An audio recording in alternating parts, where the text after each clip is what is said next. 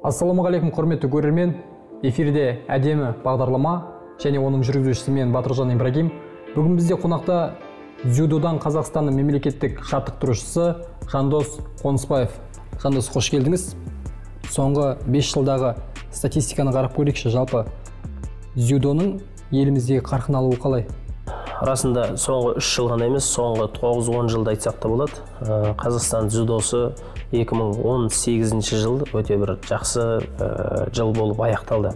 Себебі сол 2018 жылдың өзінде 8-9 жер факт тіркелді. Біздің Қазақстанның дзюдошылары бұрын соңды болмаған нәрселерге қол жеткіздік. Оның бірі айтатын болсақ парадзюдо.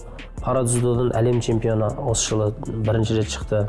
Парадзюдо Азия ойындарында команда 3-ші орынға табан тіреді, жаңағыдай жапондықтарды жеңді. Дәл солай жастар құрамасы да Насауда өткен әлем чемпионатында командалық 3-ші орынға, қыздар мен ұлдар бір команда құрылып, сол 3-ші орынға тірелді. Дәл солай Азия чемпионатында командалық 1-ші орын алды жасөспірімдер. Олимпиада ойындары өтті. 2018-де негізгі жасөспірімдердің басты шарасы ол Олимпиада ойындары. Буэнос-Айресте өтті, Аргентинада. Сол жерде біздің 2 спортшымыз, барған 2 спортшы 1-ші, 2-ші орынға табан тіреді. Жеңіп алды. Сөйтті де біз бүкіл әлемді артымызда қалдырып, жасөспірімдер Олимпиада ойындарында дзюдо Қазақстан ең 1-ші орынға тұрды. Қалған бүкіл әлем артымызда тұрды. Бұл да бір біз үшін жаңалық. Бұл біздің спортшыларымыздың деңгейі. Осындай дзюдо жақсы нәтиже жағынан қарқынды дамып қалды. Жалпы спорт жайында айттық қой енді. Барлығымыз ұл қыз тәрбиелеп отырмыз үйде. Ұл баланы спортқа қай жастан бастап бейімдеген, қай жастан бастап берген дұрыс? Осы сұрақ қоғамдағы маңызды сұрақтардың бірі болу керек деп ойлаймын. Арасында бала 4 жасында кезінде сіз ойланып жатсаңыз, кейбір азаматтар оны бесікте жатқан кезінде баласын ойланады. Бір адамдар баласы 17-ге келген кезде айтады, қандай спортқа берейін деген сияқты. Ең жақсы кезең қазір барлық салада спорт жасарып қалды. Яғни жас ерекшелігі төмендеп бара жатыр. 5 жастағы бала, 7 жастағы бала дзюдоға барады. Немесе каратеға, немесе бокстан да көреміз деген сияқты. Бұл спорттың жасарғаны. Бұл барлық балаға деген сөз емес. Бұл белгілі бір қабілеттер дамыған, яғни соған қабілетті балаларға жас ерекшеліктерін сәл ертерек апарған дұрыс. Бірақ 10 жас деп, 9 жас деп неге беріледі? Біз биологиялық дамуымызда біздің омыртқа, негізгі омыртқамыз сол балалардың қисаймау керек кішкентай жасынан. Ол 10-ға дейін, 12-ге дейін қалыптасып, болғанша оған салмақ түсірмеген дұрыс. Бұл күреске берген соң ол жерде салмақ болады, ойын кезінде, басқа кезінде. Бірақ оған тез дамыған балалар бар. Оны алып кете алатын балалар бар. Сондықтан соларды 6-7 жастарынан осындай спорт түрлерінен машықтандырады. Мысалы ауыр атлетика. Оны бәрібір 7 жастан бері алмайсыз. Баланың күш дамитын кезең ол кезең емес. Ол баланың күші дамитын кезең сол 12, 13, 15-тен кейін. Яғни күш төзімділіктің ең соңғы сатыда дамиды. Ал жылдамдық, ептілік және иілгіштік ол баланың кішкентай. Сол 2, 3 жас, 5 жас деген кезден бастап дамитын. Бір кезеңдер бар да әр нәрсенің. Адамның сөздік қоры да бір 4 пен 6 жас арасында қалыптасса, сөздік қоры. Баланың сұрақ қоятын кезеңдер басталады ғой. Сол қай кез? Ол сөздік қорының қалыптасып жатқан кез. Сол сияқты бойындағы күш, иілгіштік, ептілік, жылдамдық, төзімділіктің қалыптасатын жас ерекшеліктері бар. Осы жерден қателік жібермеген ұстаздар мықты шәкірттер тәрбиелейді. Осыдан жас ерекшеліктен қателік жіберіп оған 5 жасар балаға күш қолданатын нәрсені жасатса, ол баланың омыртқаны қисаюы мүмкін, болмаса басқа да травмалауы мүмкін, ол бала кейін үлкен спортқа жарамай қалады. Жалпы баланы спортқа беру бала бойында қандай қасиеттерді қалыптастырады, қандай қабілеттерді шыңдайды? Бүгінгі қоғамда егер салыстырмалы түрде кейбір салалармен қарайтын болсақ, өнер деп алатын болсақ, шынайы өнерді алсақ, ол да адамның тұлғалық қалыптасуына жақсы әсер етеді. Бірақ бүгінгі күнде біздің өнер деп көріп жүрген нәрсеміз тұлғалық емес, есесіне бір сорлыққа тәрбиелеп жіберетін де тұстары бар. Сол сияқты салыстырмалы түрде кез келген саланы алатын болсақ, ол адамның бойынан бір жақсы қабілеттерді оятуы тиіс. Спорт неге оятады? Спорт батылдыққа, спорт ержүректілікке, спорт қайтпастыққа. Спорт мынау қазір әсіресе қаланың балаларына өте қатты қажет дүние. Қаланың балаларына деп айтатын себебім, баладан өзі потенциальный энергия шығады, потенциалды энергия шығады. Ол энергияны шығару керек бір жерде. Еркектерге де тән қой бір төбелесіп алу. Сол энергия балада шығуы ләзім, ол нәрсе бар. Соны шығаратын территория беруіміз тиіс. Ал ол территория қазір баланы төбелестірмейсіз, қазір баланы көшеден басқа қылмайсыз. Ол балаға сол үшін осы спорттық алаң, спорттың айналасында қолдануымыз тиіс. Қазақ халқын дана халық деп айтамыз ғой, бірақ мән беретініміз аз сияқты да. Қазақ өзі баласын 5-ке дейін қалай көр дейді? Патшаңдай. Патшаға қалай сөйлейтін болсаң, балаға солай сөйле деп тұр. 5 жасқа дейін. 5 жасқа дейін. Яғни патша қалыптасып келе жатқандай көру керек қой. 15 жасқа дейін қолыңдай жұмса оны сал. Нәскиіңді алып кел дейсің бе, шай қой дейсің бе, қолға су құй дейсің бе, үйде оның жаңағы энергиясын қолдану керек. Ана кітапты апарып таста дейсің бе, оның бәрі байланыс. 15-ке дейін сол байланысты әкеде анада түзу керек. Одан кейін досыңдай сырлас. Болды 15-тен кейін баламен қазір бұған мынаны берем, мені өзіммен байлатқызам. Кешіріңіз, баланың өзі күледі. Әке 15 жылда қайда жүрсің? Мен 16-ға келдім ғой деген сияқты. Ол кезде сырласасыз. Оның өмірлік дүниелерімен танысасыз. Кімді жаңағыдай махаббаттық сезімдері, ғылымға деген көзқарастарын бәрін. Ал ол қалыптасу үшін 15-тен кейінгі сырласу қалыптасу үшін сіз бесігінде ол баламен байланыста болуыңыз керек. Мысал қалайық, машинамен теңестірейікші баланы. Қазір қоғамда кімде машина жоқ? Бәрінде машина бар. Машина алу үшін бірінші шарт не? Сізде құжат болу керек. Оның рұқсат қағазы болу керек, жүргізуге. Сіз оған оқисыз, сіз оған емтихан тапсырасыз, содан кейін сізге машинаны жүргізуге рұқсат береді. Қоғамда бір қателік жасамау үшін көлікпен. Ал енді біз қоғамға бала, тұлға алып келіп жатырмыз. Құдай бізге белімізден бала берді. Енді неге әкелер біз сол праваға оқыған сияқты баланың құқықтарын немесе онымен танысу жолдарын, оның қалай дамитындығын іздемейміз? Міне әкелер. Одан кейін машинаны тексеріп аламыз ғой. Астын түсіреміз, басқа бізге апарамыз бір. Оған мысалдар жеткілікті деп ойлаймын. Машина сүйетін адамдар көп. Машинасына шаң жолатпайтын адамдар бар. Машинасын күтіп жүретін, мойкадан шығармайтын, жаңағы казтоправтарға әрдайым апарып жүретін. Неге балаға осындай қатынас жоқ дейсіңдер? Міне казтоправ спорты. Міне сол тағы да баланың мойкасы, ол оның тәрбиесі, тазалығы, соның барлығына әке көлігіне қарағандай баласына қараса, мен ойлаймын, осы көшеде не деген жүйткіген көліктер сияқты біздің қоғамда не деген көш сүйрер тұлғалар қалыптасады деп ойлаймын.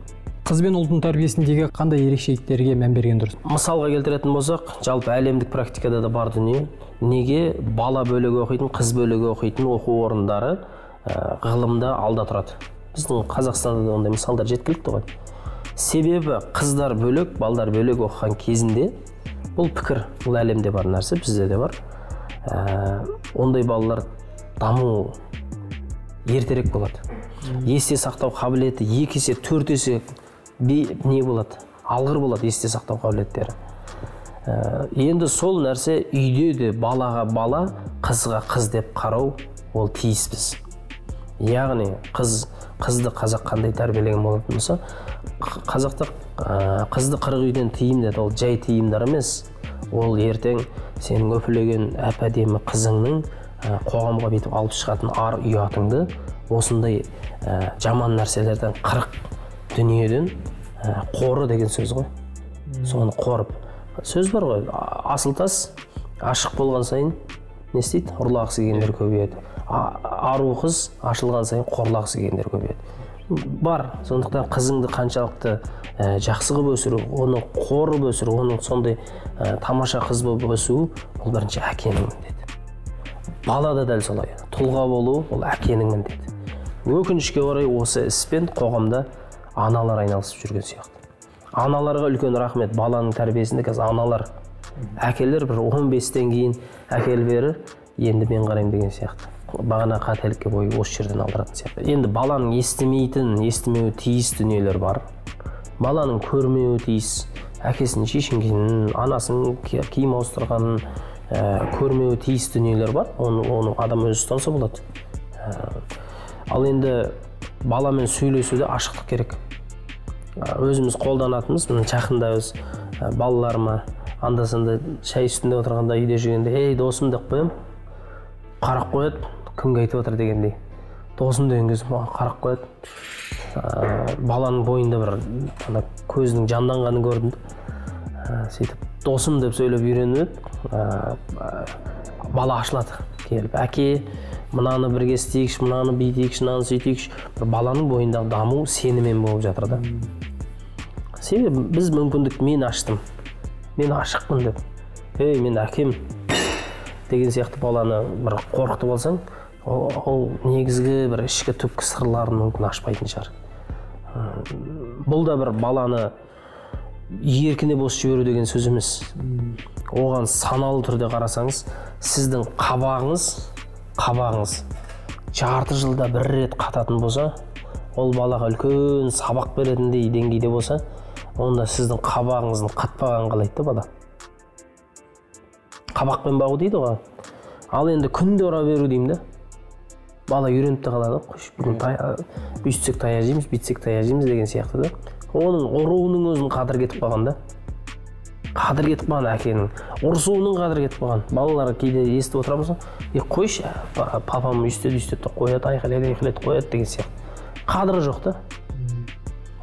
Ал кейбір азаматтар бар, тұлғалар бар, қабағының қатқанымен балаларын реттеп отырады.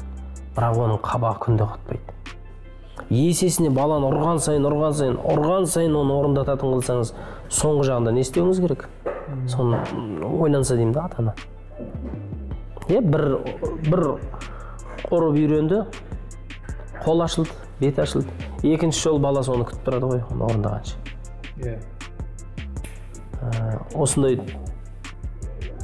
тұстарда қоғамның екіге бөлінуі, оңға бөлінуі шарт. Бірақ өзінің баласын кімді тәрбиелеп отқанын қарайтын ата-ана мүмкін іздеу керек шығар. Құнанбайдың Абайды ұрғаны тіркелсе, немесе Зере әжелерінің балаларын ұрғаны тіркелсе, Төле биді Әлібектің ұрғандығы тіркелсе, дәл солай Домалақ ана өз балаларын ұрғандығы тіркелсе, кез келген аналар осындай қоғамда балаларын ұрып өсіргендігі тіркелсе, онда ол дұрыс тәрбие ме дейді. Расында баласын ұрғандығы ешқай жер тіркелмейді ғой. Ол кемшілік деп ойлаймын. Қоғамның көзінше ол нәрсені істемейді ғой. Сондықтан ол кемшілік қой. Ал кемшілік әрдайым өзі сондай бір сипатқа ие. Ол қателік болған соң оны адам жасырын жасайды. Көрсеткісі. Көшеде ұрмайды ғой біреулер балалар. Осы жағында ойлану керек сияқты да. Дұрыс бұрысын адам өз шешсін. Менің қабылдағаным балаға мысалы қол тигізу деген мәселеде. Баланың жетістікке жету үшін қандай қағидаларды ескерген жөн? Мысалға баланың шешім қабылдаудағы менің қолданатын дүниелерім осы ол да бір жақын аралықтарда қалыптасты десем болады. Шешім қабылдауда балама берем. Өз шешім қабылдау? Бұны Төле бидің әкесі Әлібек те жасаған. Екі адам жаңағы бір алаңда түлкі атып алып, бір адам айтады, бұл жер меніңкі дейді, екінші адам айтады, бұл атып алғандікі дейді. Сол кезде сол екеуі даулап келген кезде түлкі кімдікі екеніне. Төле бидің әкесі Әлібек айтқан, анау 10 жасар, 9 жасар балаға барыңдар дейді, Төлеге бар дейді. Төлеге екеуі барады, бала ойнап жүрген, жаңағы бұтын атқыстырып, сол кезде бала айтады, егер түлкі ұрғашы болса, жердің иесініңкі дейді. Егер еркек болса, онда атып алғандікі дейді. Сөйтеді, кетіп қалады бала. Ана екісі келеді де, әкесіне келеді, Әлібекке айтады бағана. Мына балаға бар дедіңіз, бардық, ол жаңағындай ұрғашы болса, жердің иесініңкі, еркек болса, атып алғандікі деп айтты дейді. Сөзді әкесі айтады, рас дейді, дұрыс шешім дейді. Қалай деген кезде ұрғашы түлкі өзінің тұрған жерін, яғни соның айналасынан кетпейді дейді. Ал еркек түлкі ол қыдырып жүреді дейді. Сондықтан жерге еркек түлкі келіп қалған біреу болуы мүмкін, сондықтан атып алғандық дейді. Ал ұрғашқы түлкі белгілі бір жерден кетпейді дейді. Бұл шешімді Әлібек өзінің кімге берді? Төлеке берген. Осылай баланы үйреткен. Міне сол ұлы тұлғалар, міне бүкіл қазақтың биі болатын төлелер осылай қалыптасқан. Осылай қалыптасты, шешімді берді. Мен де осылай кейбір ұсақ түйекті мәселелерде шешімді балама беруге тырысамын. Үлкеніне болсын, кішісіне болсын. Бір зат таңдауда болсын, дүкенде ойыншық таңдауда болсын, бәрібір ойыншық алуға кірдіңіз. Балам, мына көлікті аласың ба, мына көлікті аласың ба дегенде тұрған не бар? Бала өзі қарайды. Сіз бағасы бірдей зат қойыңыз болмаса. Бала ананды мынанды алады дейміз ғой. Өзіңіз бір таңдап, балам мынау үшеуін біреуін көрші деген кезде, бала міндетті түрде біреуін тоқтайды. Біріншіден ол шешім қабылдады. Сіз үшін ол құрметті болды. Екіншіден ол азамат шешім қабылдай біледі. Үйге барған соң сонымен ойнайды. Өзі қабылдаған дүниені. Көрдіңіз бе? Біз көбінде бала үшін шешім қабылдап, болды сен осымен ойнайсың, сен мына киімді киесің, сен мен бар деген жерге барасың. Содан бір баланың қабылдамаған дүниелерімен тәрбиелеп жатқан сияқтымыз. Бұл қате пікір болуы мүмкін. Бірақ мен осы нәрсеге үйретуге тырысамын. Бұл барлығына бірдей айтылмайды ғой. Бүкіл ер адамның, бүкіл адамзаттың көрсеткіші бала. Қалай дейсіз ғой? Мысалға, біздің өмірлік сүрудің мәні неде? Бірінші қызмет. Қызмет өсу үшін, кім болса да қызмет үшін жүр. Айлық, нан табу, мал табу, киіну деген сияқты. Осының айналасында жүр.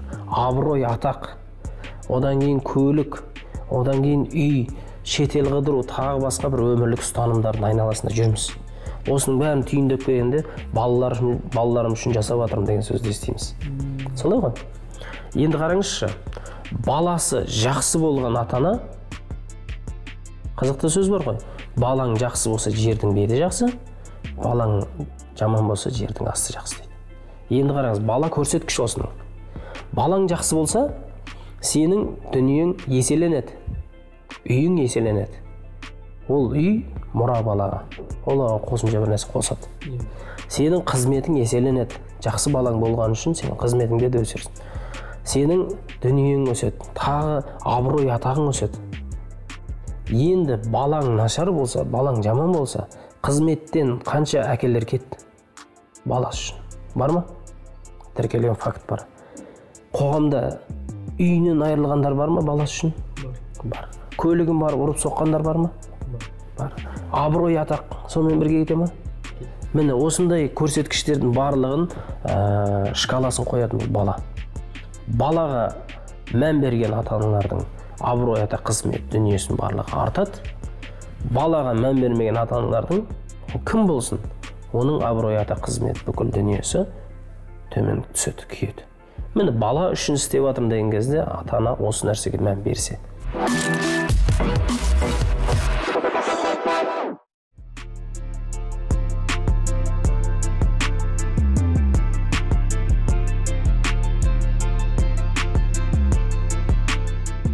Бұл кешегі жазылған пост не үшін? Бұл жалпы бала қадірді түсіну керек. Көп адамдар, осы қоғамдағы адамдар үй соғады. Көбісі әкелерінің үйінде тұрмайды. Өзі соққан үй, ол бір қадірлі. Әкесі әперген көлікпен жүрген жігіттер бар. Әкесі әперіп қойған үйде тұратындар бар. Әкесі әперіп қойған қызметте жұмыс істеп жатқандар бар. Әкесі әперген оқуға түскендер бар. Енді өзінің күшімен түскен оқуға түскен балалар. Өзінің күшімен алған көліктері бар. Өзінің күшімен алған үйлері бар. Осылардың қадірін түсіндіру үшін, әке болған соң, ана болған соң, ата-ана болған соң, біз баланы жағандай толыққанды оның қиналуын қаламаймыз. Бірақ осы нәрсені үйрету үшін жасалған пост болатын. Жалпы бала тәрбиесіне қатысты қандай қасиеттер дұрыс деп санайсыз? Ол ғылым берген өте жақсы. Егер әке, ана берген ғылым болатын болса, ол тасқа қашап жазылғандай болып қалып қояды. Мысалға, қоғамда егер біреу әкем үйреткен қамшы өруді десе, оған кім қате өруді үйретті деп айтады. Ал қамшы өруді көрші үйретті десе, онда саған қате өруді үйретіпті ғой дейді. Бірақ әкеден үйренген кезінде үйтіп айтылмайды. Әкеден үйренген білімдер түп тереңіне және оған ешкім қарсы келе алмайды. Міне қай алыптарымызды, қай бір тұлғаларымызды алсақ та олардың көбісінің әкелері әсер еткен. Дәл солай Абай да, дәл солай кез келген Ахметіміз де, Алихандарымыз да, ар жағында жаңа айтқан Төле би бабамыздың да артында Әлібектей билер тұрды. Солар ғылымды да, шешімді де барлығын әке үйретті.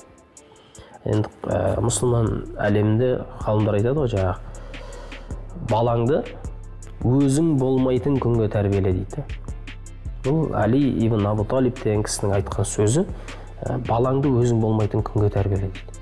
Біз көбінде әке болып, балаға жанашырлық танытып, оны қақпайлап, оны суыққа шығармай, суға жүздірмей, қорқып өсіріп, ертең өзіміз болмай қалған күні бала қоғамда ренжігіш, өкпелегіш, жұрттың бәрі әділетсіз болатындығы әке бір мүмкіндіктер беріп қалу керек деп ойлаймын.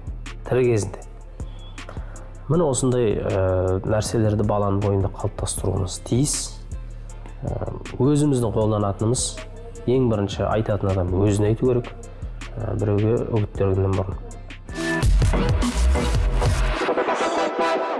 Өміріңізде өзіңіз бір ерекше еске алатын әкеңіздің сізге айтқан өсиеті?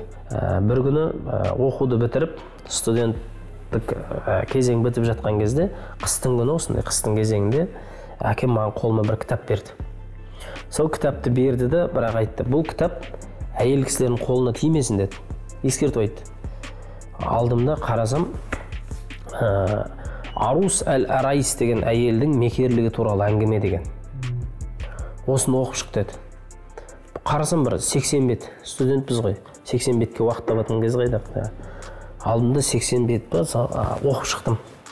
Қарасам, қыз баласының бойында болатын қандай қулық, қандай жақсылық, ол сұлулығымен қалай алдайды, ол күлкісімен қалай еркекті құлатады, ол жылауымен қалай көндіреді. Соның барлығына бір қаныққан бір оқиғалы не екен, туынды екен.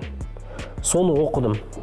Сөйтіп оқыдым да, оны оқыған қалды өзімде. Әкем әрдайым кітап беріп отырады. 5-ші сынымда берген кітап бар, 7-ші сынымда Мұхтар Шахановты оқытты, 9-ші сынымымызда кез келген Қызыл Жебенде. Сөйтіп әкем бір күні беріп кетіп оқыдық Шерхан Мұртазаны. Дәл солай әкем өйстіп кітап беріп бір кезең келді. Оқуды бітіріп жатқан кездегі жаңағы Арус әл-Арайс деген әйелдің мекерлігі туралы әңгіме деген берген кезде мені әкем үйленуге дайындағанын түсіндім да. Қыз баласының бойынан болмауы тиіс және болуы тиіс нәрселерді маған әкем кітап арқылы берді да. Өйткені өзі келіп, қыз деген ол мынандай деген жоқ. Қолыма кітап берді, құрал берді, өзің таңдап ал деді. Ананың ішіндегі әйел баласының қулығы мен сұмдығын көрген кезде, оның қандай қылықтарға баратындығын көрген кезде, қоғамдағы біраз қыз жарамай қалды. Көрдіңіз бе? Сонда әкенің өзі, осы оқиғаны айтсақ болады, жар таңдауда да, әйел таңдаудағы әкемнің бір үлкен ықпалы сол кітап арқылы болды. Жандос, әдемі бағдарламада әдемі сұхбатыңыз үшін рахмет.